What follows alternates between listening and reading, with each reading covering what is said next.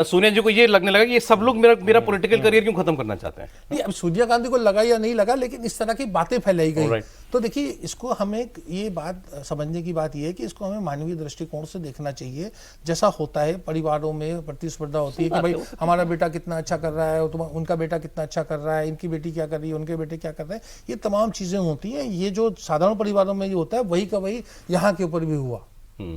और इससे जो है रिश्तों में, मेरे आकलन में, इसमें खटास आगे बढ़ी।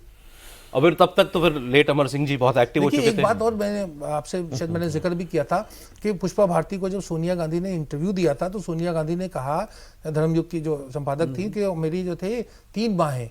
अच्छा। और उन्होंने कहा, एक तो मेरी माँ जिन्होंने मुझे जन्म दिया, एक माँ जो मेरी सास इंदिरा गांधी जिन्होंने मुझे सब संस्कार सिखाए, भारतीय संस्कृति सिखाई, और तीसरा उन्होंने तेजी बच्चन का नाम लिया। तो ये, इससे मैं आपको ये बता रहा हूँ कि उनके परिवार कितने मजबूत, इसीलिए टेल ऑफ फ्रेंडशिप है कि मतलब ये दोस्ती की कहानी है, दुश्मनी की कहानी नहीं है। नहीं, सही बात। अच्छा, नहीं, फिर उसके बाद चलो। हाँ सौरभ जी, एक बात समझ लीजिए आप, एक हिंदुस्तान में नहीं, कहीं पूरी दुनिया में है।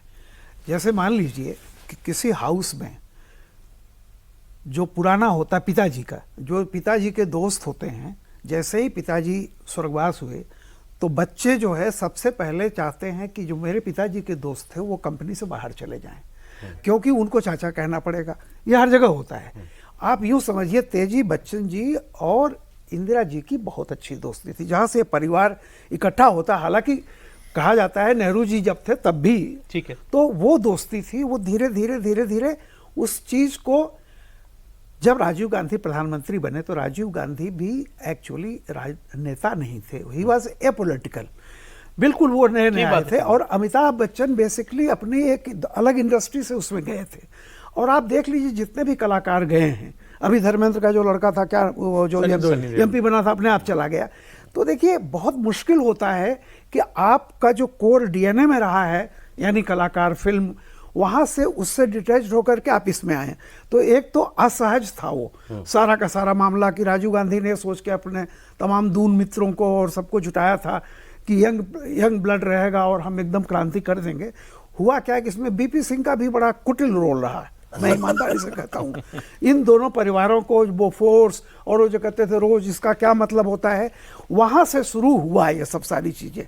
और ये दूसरा क्या होता है कि लोग तो सामान्य रहे, लेकिन राजनीति में इतने तरह के शकुनी आ जाते हैं बीच बीच में कि आप रहना भी चाहें तो आपको नहीं रहने देना। भी कोई रोल था, पर इन फैमिलीज को दूर। देखिए, राजा मांडा, ये सर बिल्कुल सही कह रहे हैं। सॉरी, बीच में मैं कि जो 1984 जो अमिताभ बच्चन को टिकट दिया गया, वो बिल्कुल, क्योंकि वीपी सिंह फतेहपुर के थे और वहाँ इलाहाबाद भी उनकी अपनी मतलब इलाका था, राजा महाराजाओं के इलाके होते ना, उन्हें बिल्कुल नहीं अच्छा लगा कि अमिताभ बच्चन को राजनीति में, क्योंकि उनके अपने कैंडिडेट थे वहाँ पर। तो और वो उत्तर प्रदेश के मुख्यमंत्री भी रह चुके थे, तो उन्हें वो अच्छा नहीं लगा कि अमिताभ बच्चन की वहाँ इलाहाबाद में एंट्री हुई।